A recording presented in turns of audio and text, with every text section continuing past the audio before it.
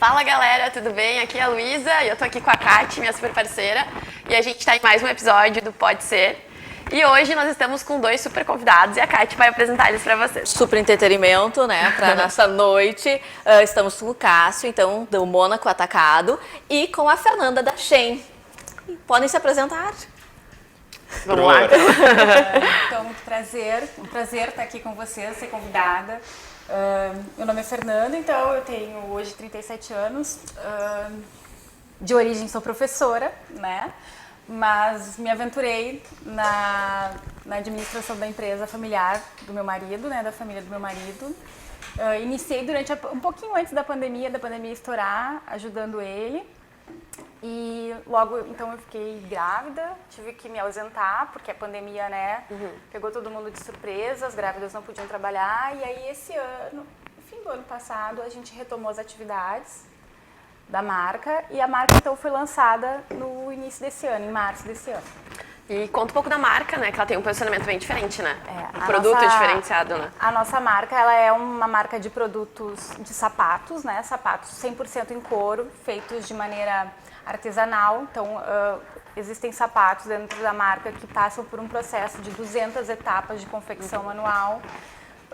Então, vai e vem, né, numa esteira. Nós temos profissionais bastante experientes nisso, né? Então, tudo isso corrobora para produzir um produto de extrema qualidade, né? Um produto que vai chegar no cliente com uma extrema qualidade. Assim. Sim. E é uma empresa familiar, vocês já estão há mais de 20 anos no mercado. O meu sogro, que então é o proprietário da empresa, né, o primeiro sócio, ele iniciou na produção de calçados com 12 anos. Então ele tem mais de 60 anos de experiência na produção de calçados. A empresa dele, ele iniciou em 2000, mas ela se consolidou no mercado produzindo mesmo a partir de 2004, 2005.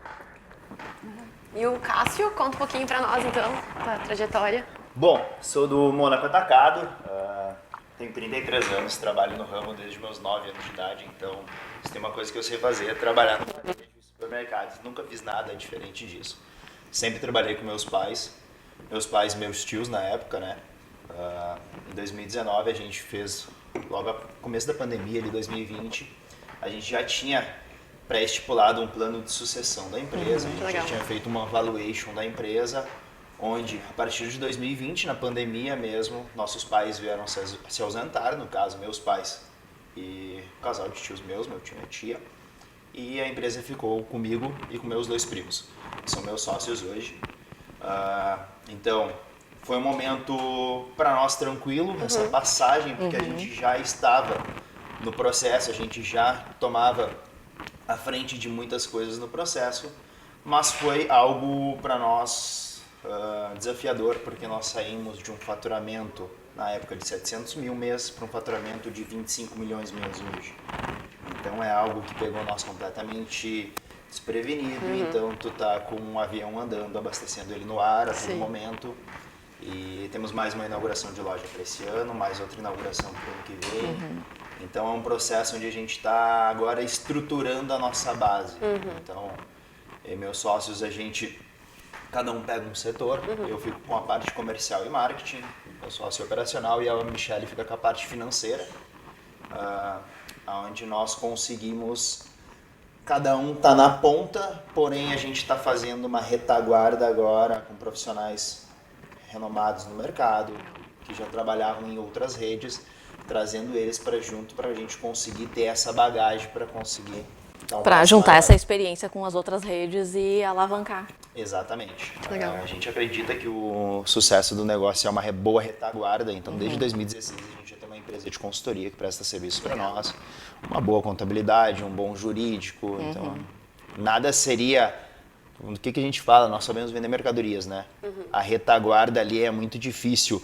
O próximo passo, o regime tributário que trabalha, como atua. É que Muitos tem produtos, todos esses... muita coisa, né? Tudo muito, né? Os bastidores é muito intenso. São mais de 7 mil SKUs, onde tu trabalha com uma margem. Hoje o Mônaco é o sucesso que é devido ao preço baixo que consegue proporcionar.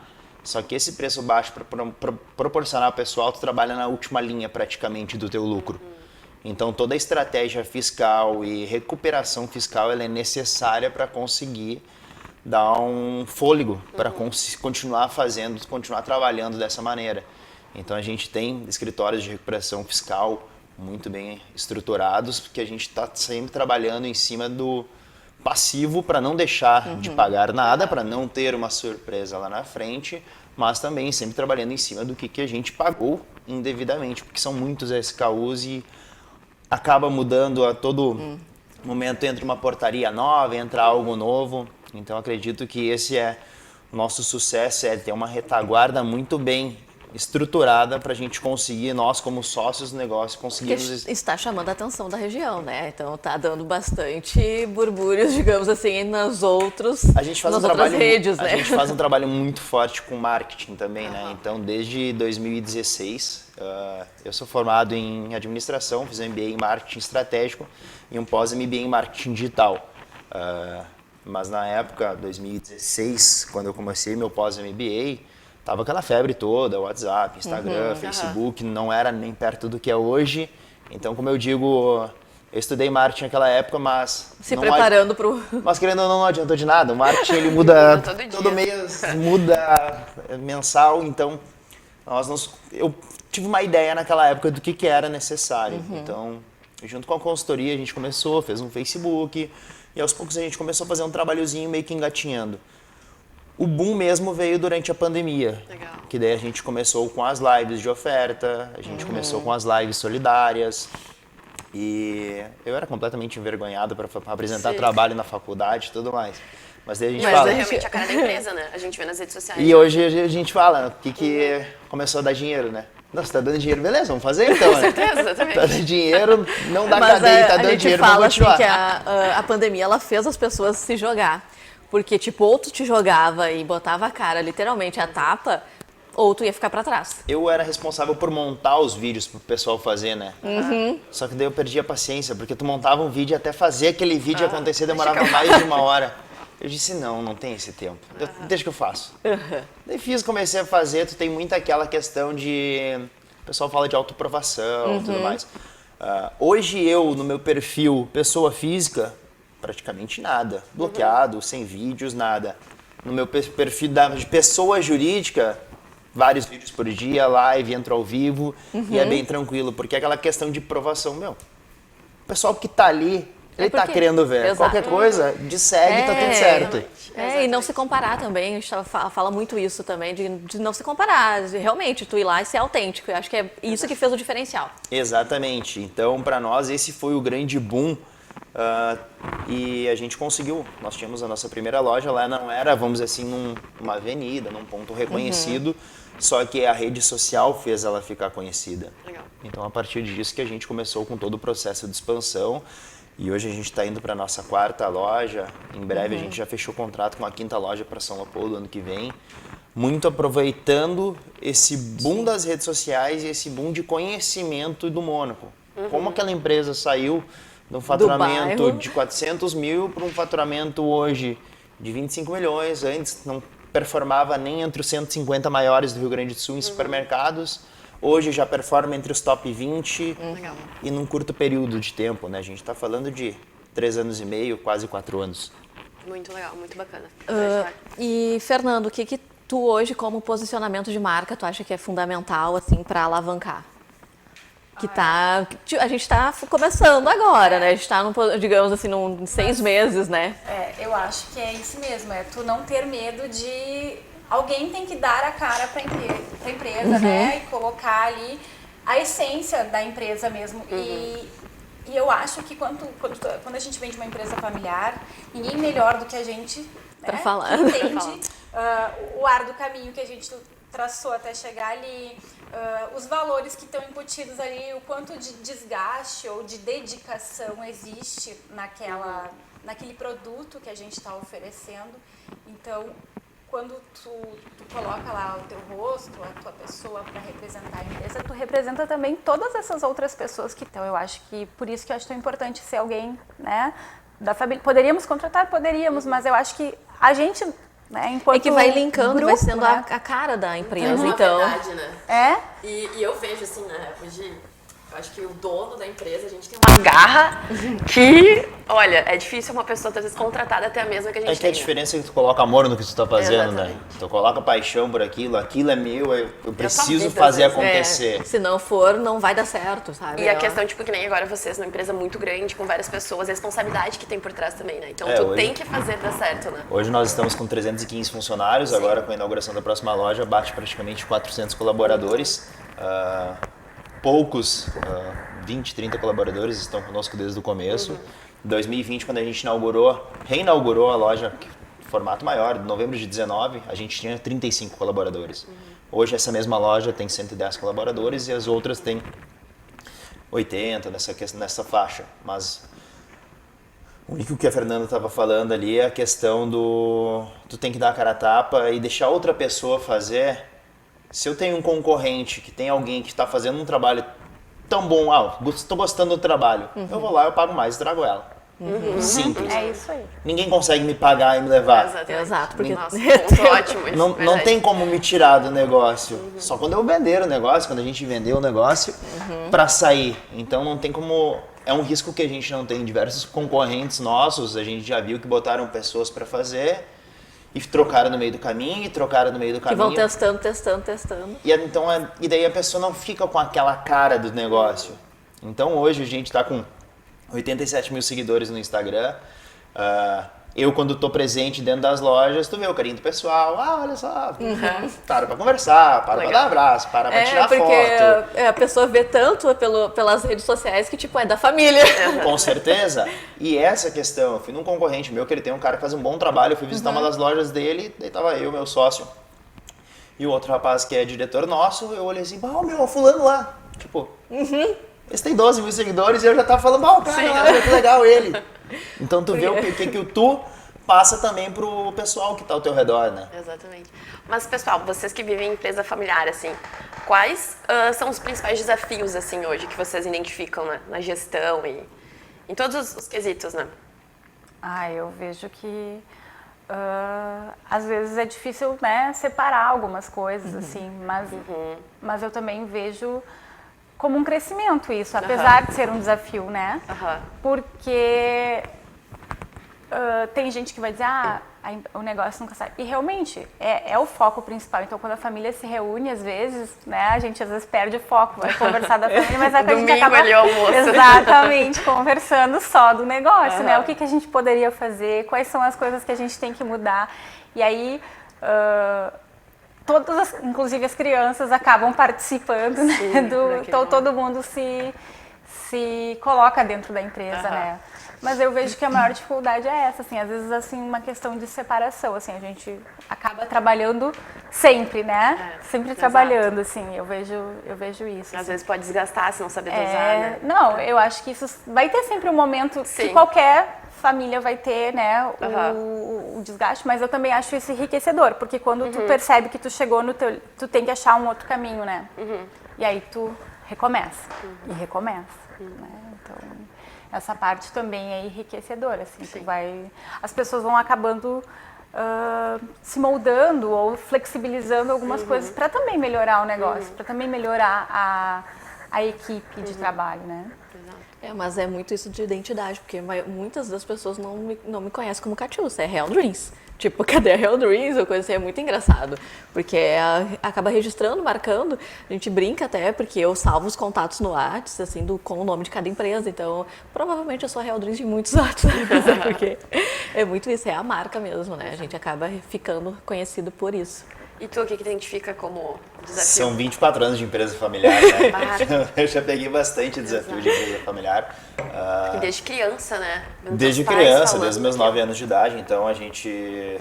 É desde a época que meus pais, eles tinham 2 sócios, que eram 2 tios meus. Todos com as esposas trabalhando e os filhos trabalhando no negócio.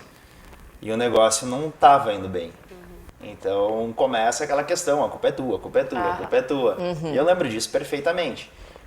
Em 98, um dos meus tios saiu da sociedade, ficaram apenas meu pai, meu tio e as esposas. A gente fechou o supermercado, a gente tinha um supermercado Mônaco, que era lá no Santo Afonso, não era voltado para atacado ainda.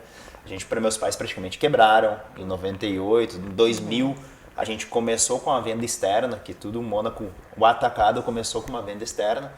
Então, em 2002, as mulheres meio que assumiram o comando do tipo, não vamos vender mais fiado, terminou, vocês são muito flexíveis com relação ao fiado, então é nós que comandamos o financeiro. E ali começou, né?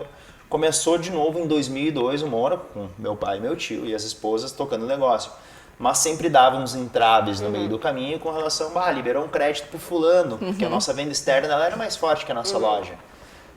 Só que o que aconteceu em 2016, quando a gente começou com o pessoal da consultoria, acredito que seja a melhor coisa para uma empresa familiar é ter uma empresa de consultoria, porque essa empresa de consultoria ela serve como um conselho. Às vezes, a Fernanda está discutindo uma situação com o esposo dela, quem é que tá certo? Vão ficar brigando um com o outro até que momento? Alguém vai ter que dar o braço a torcer, isso ninguém der. A consultoria, como se fosse um conselho, ela vai dizer assim, fulano, a Fernanda tá certa por esse e esse ponto, mas tu tá certo por esse e esse, nós vamos por esse. Imparcial, okay. né? É imparcial, é um externo. Então hoje a gente tem todas as quartas pela manhã, a gente tem reunião com o nosso consultor, todas as quartas à tarde a gente tem reunião da diretoria com mais 2 colaboradores nossos, que fazem parte da gestão do negócio, para discutir esses assuntos. Então, às vezes eu tenho uma ideia, eu sou muito explosivo, emoção, vamos, o Vini, meu sócio, já é o mais tranquilo, e a Michelle financeira, né? O tempo todo olhando de lado para ti. Então, tu leva para uma consultoria onde, não, vamos por aqui. Então, depois que a gente tem o pessoal da consultoria desde 2016, as discussões na família com relação a trabalho, elas não existiram mais. Legal. Porque todas as decisões que são decisões importantes, que podem ter um reflexo, elas passam pelo pessoal do conselho, pelo pessoal da consultoria. Então, a Michelle como financeira, eu como gerente comercial, ela como gerente financeiro, o comercial compra demais. O financeiro está sempre segurando. Mas em momento algum deu... Porque ela sabe que se eu estou comprando demais é porque tem uma promoção, é porque precisa. Ela sabe que a decisão que está sendo tomada, tem embasamento. Então eu não me envolvo no financeiro, ela acaba não se envolvendo muito no comercial. O Vini não se envolve muito no comercial, fica mais com a parte da operação. Então a gente se entende muito bem dessa maneira. Mas eu acredito que se não fosse a consultoria, diversas maneiras dá umas crises de para onde vamos. Cada um quer ir para um lado. Não. Vamos lá, vamos ver para onde nós vamos. Não, nós vamos por aqui. Mas são perfis diferentes, né? Eu acredito que essa divisão de segmentos, cada um cuida de uma parte, acho que ajuda muito, porque lá na empresa é tudo também muito dividido. Então, Legal. né, cada um tem a sua... Tipo, os meus sogros, eles tocam... Os meus sogros e meu marido tocam mais a produção, né? Se envolvem mais com a questão produtiva, né? Minha sogra também trabalha, meu sogro também, os dois, ambos estão na produção hoje, meu marido. A minha cunhada... cuida do financeiro, então ela segura mais nesse lado. E a minha outra cunhada faz o comercial. Então, cada um tem um setor bem diferente, assim, a gente não consegue entrar muito no campo do outro, né? Então, a gente acaba não tendo esses atravessamentos. E confia, né? Gera confiança também, né? Então, não tem muito esses atravessamentos. E eu fico mais com essa parte de atendimento ao cliente, por mais que eu não tenha muita experiência, aí eu conto com o pessoal das agências, a questão do marketing, né? E então ir para a rede social fazer esse trabalho. E aí esses atravessamentos eles não acontecem com tanta frequência porque é muito segmentado, assim, cada um fica com um setor assim. E por ser familiar, eu acho que isso é bem importante pela questão da confiança. Se tu tiver que contratar alguém para o financeiro, alguém para, tipo, não vai ficar 100% sempre. Então acho que a família acho que faz isso também funcionar mais fácil, né? Tu tem alguém que tu confia, porque eu acho que colocar alguém externo no financeiro ou alguém externo no comercial, tomar essas decisões, né? Ou a própria produção, assim, né? Tu tem que ter alguém que tenha a expertise ali, que saiba o que está fazendo, né? Que por exemplo, meu sogro tem 60 anos de experiência em sapato. Quando ele olha um sapato, ele sabe exatamente qual é o problema do sapato. Ele não precisa nem, né? E isso é o diferencial, é o importante. Ele se envolve do processo de produção do sapato desde que a gente vai lá fazer a sola até quando eu calço no final para ver se tá ok, né? Então ele tá ali em todos os processos e isso é o diferencial. E aí ele já vai dizer, esse aqui não dá, esse aqui dá, esse aqui não dá, né? Então acho que melhora muito. Sim. Agora trazendo um pouco para minha área aqui, que eu sou marqueteira, também adoro. O que vocês consideram de estratégia de marketing que funcionou muito? Tu falou sobre lives, nesse momento da pandemia, assim, mas o que tu ainda considera, assim, que funciona muito? Trabalharam com influenciadores, tráfego, o que tu vê hoje que é, assim, uma coisa que funciona muito bem pra vocês? O Mônaco, ele acaba não trabalhando muito com influenciadores, devido a ele já tá com um número grande de seguidores, e eu fazer essa parte, sempre tem uma pessoa ali falando com eles. A gente trabalha com influenciadores mais voltados para o Noah Marketing. O Noah Marketing é o nosso e-commerce, onde eu, Cássio, não apareço nele. Então legal. eu sou uma figura voltada para o Mônaco. O e-commerce ele é voltado classe AB, é outra proposta, é outra política, então não identificar a mesma pessoa que, tipo, o guri do Mônaco tá fazendo do Noah também. Sim, legal. Então a gente contrata influenciadores para fazer essa questão. Mas o que eu vejo que funciona bastante mesmo, a gente faz ainda uma live por mês. Elas deram uma caída pós-pandemia, só que permanece. E o que eu falo pro pessoal, eu sou marqueteiro também, então tudo que eu vou fazer, qualquer coisa que eu vou olhar, eu vou olhar pro lado do marketing também, é negócio. Então a gente fez na questão da pandemia ali, a hora que ninguém tava conseguindo comprar álcool gel, eu disse assim, pô, se eu comprar o álcool gel que tava me vendendo a R$10 uma garrafinha, e botar 12, vão falar que eu sou bandido. Eu tô ganhando pra 20% em cima e eu vou ser bandido ainda, tá ligado? Então não, vou botar preço de custo e vou colar nota fiscal. Preço de custo, nota fiscal, rede social. Divulgação enorme. Mônaco atacado, pensando no consumidor, vendendo álcool gel a preço de custo. Sim, pensando no consumidor vendendo álcool gel a preço de custo, mas jogada de marketing, é óbvio. Posicionamento. E não é nem só uma jogada de marketing, o que eu falo pessoal. Tem duas coisas atreladas. É a jogada de marketing. E a outra questão é dar o exemplo. À medida que eles vê o Mônaco fazendo essa situação, eles vão lá e fazem igual. Ok, quem se beneficia? A população. Há pouco tempo atrás, em junho, deu a questão das enchentes aqui na região. Tomamos a decisão rápida de botar todas as mercadorias que estavam sendo necessárias a preço de custo para o pessoal conseguir comprar em maior quantidade ali para fazer essas doações. Eram 6, 8 itens. Não era nosso interesse ganhar naquela semana. Vai para a rede social. Marketing puro com a questão de conscientização para os outros concorrentes. Automaticamente estava todos os concorrentes botando produto a preço de custo. Quem ganha? A população. Mas sim, tu sempre vai pensar lá na frente o que consegue agregar para a empresa. Então as lives a gente faz uma vez por mês ainda, chega a dar 1.200 a 1.500 pessoas ao vivo simultâneo. Legal. As lives são feitas pelo Facebook, porque é onde eu tenho um maior engajamento de pessoas que assistem lives. Pessoas que assistem lives, pessoas mais velhas. Onde essas pessoas estão? Facebook. Quando tu vai para um Instagram, as minhas transmissões ao vivo que eu faço do CD, da loja nova, da construção, faço no Instagram, porque ali eu consigo, sem informar muito, sem fazer eu tô na obra, eu entro ao vivo do nada. Então não preciso fazer aquela questão toda, live daqui 7 dias, toda uma preparação para a live. Então eu entro ali, tu consegue botar 150, 200 pessoas rapidinho, porque o Instagram ele tem essa entrega mais rápida. Então a gente sempre vai analisando essas questões. Pô, o Instagram, a agência ela é responsável por toda a criação, os conteúdos, conteúdo rico, essas questões é toda com ela. Só que eu digo assim, não mexe nos meus stories. Os stories é meu. Exatamente. Eu não quero que vocês mexam ali. Ali é eu que vou estar e ali é eu que vou analisar como está a entrega. Então chega de noite, eu analiso, pô, a entrega tá ruim. Já percebi que para mim, apagando todos os stories, começando com uma enquete, dispara a entrega. Beleza, meu público é isso. Então ontem no domingo, ontem meio-dia, o que eu vou fazer? Precisava fazer alguma coisa para questionar o pessoal, para interagir. Fiz ali umas 4 perguntas e respostas rapidinho ali de enquete. Pum, já deve ter batido 20 mil visualizações em questão de 12 horas, de 18 horas. É um número muito alto de engajamento. A gente está falando do engajamento superior a 20%. Então, onde a gente diz que o engajamento superior a 5% é legal, já 10% é o máximo. Tu consegue entregar 20%. Só que se eu tivesse postado, logo após a postagem de sábado, não tivesse apagado eles, de tanto tempo que eu venho fazendo isso, eu sei que ele não teria dado engajamento. Porque tu vê na primeira hora ali, ele já trava o crescimento. Então, essa análise sempre de como está o engajamento, como é que ele está. Simultânea, né? O tempo todo. Simultânea, tipo, não tem sábado, não tem domingo. Eu faço independente de onde eu estiver, eu vou ver ali, os stories estão fracos, deixa comigo. Durante a semana eu tenho uma pessoa que faz. Ela tem um cronograma, ó, faz dessa maneira e eu, aos poucos, eu vou botando um que outro story lá, se eu quero falar alguma coisa, eu vou entrando. Mas a agência, eu falo pra eles, deixa os stories comigo, deixa eu analisar, porque ela não consegue fazer essa análise noturna que eu faço, não tem como pra eles.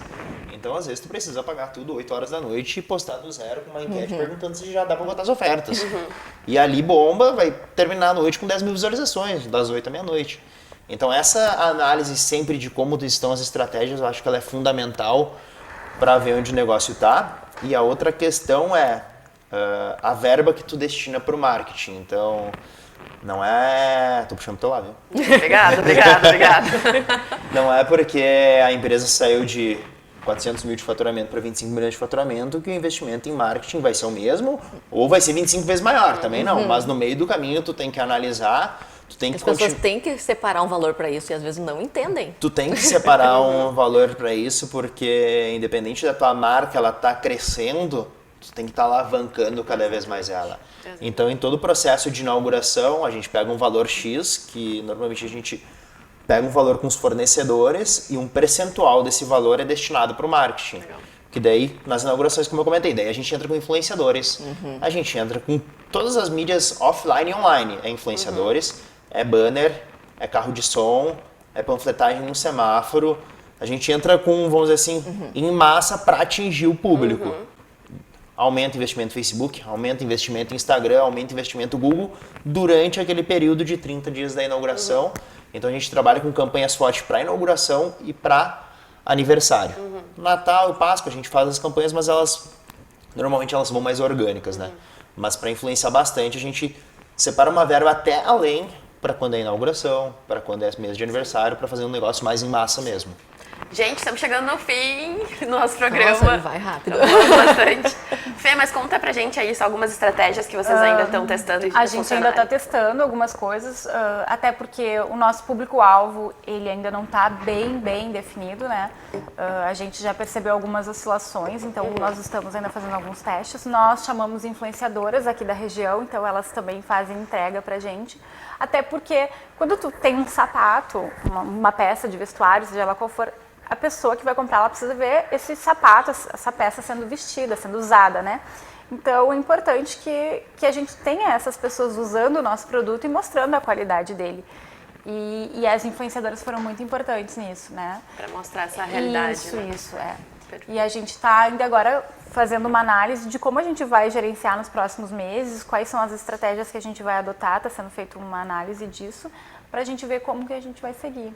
Né? Mas eu acho que no nosso caso, diferente do deles, por ser um produto que precisa ser usado, precisa ser visto. Com vários perfis diferentes, Exatamente, de públicos né? diferentes, até para saber qual público ainda é o certo, né? Isso. E na verdade a gente também quer ampliar o público, né? Então, talvez isso aqui não está funcionando bem, né? Ou talvez a gente podia ter um modelo assim, ou um modelo assado.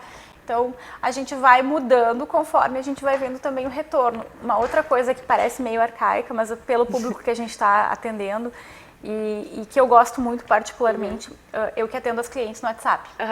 E isso dá muito retorno. Né? Nas mensagens que a gente recebe, sou sempre eu que respondo elas. Dá um carinho diferenciado. Mais humanizado. É, o mais humanizado. E eu respondo todas. Tanto na mensagem do WhatsApp, quanto os DMs de Instagram, Facebook, tudo, porque eu acho que isso é importante também, elas entenderem que ali do outro lado tem uma pessoa que está falando com elas, né? Não uma máquina, não... Exato. E aí isso também eu acho que dá um retorno bem positivo, eu acho bem bacana. Perfeito. Gente, a gente tem uma perguntinha clássica que a gente quer deixar no programa, que é, já que o nome é Pode Ser, a gente pode ser tudo que a gente quiser, né? E a gente queria ver o que vocês seriam se vocês não fossem o que vocês são hoje profissionalmente. Qual seria a carreira que vocês teriam, assim? Olha, eu acredito que eu trabalharia na área de vendas, né? Então eu já trabalhei com vendas, hoje eu faço gestão do negócio, mas sempre gostei de vendas, sempre fui muito para essa área e acredito que talvez futuramente eu possa trabalhar alguma questão voltada para a área de consultoria, Legal. porque eu gosto de ter essa entrega, de ajudar o pessoal com, vamos dizer assim, com a expertise que a gente trouxe no negócio. Então o pessoal da consultoria me ajuda bastante nisso e eu vejo o trabalho dele sendo um trabalho muito interessante. Provavelmente, futuramente, acabaria fazendo isso, sim. Legal. E tu? Difícil isso pra mim, né? Porque eu já sou outras coisas. Né? Eu sou professora hoje, estou fora da sala de aula, eu sou coordenadora hoje. Mas, além de trabalhar na Shein, então eu trabalho com as crianças, com os adolescentes, mas eu seria psicóloga. Legal. Seria psicóloga. É uma área interessante. Eu gosto bastante também. Então, chegamos ao fim do nosso programa. Pessoal, como os nossos seguidores encontram vocês nas redes sociais, as empresas?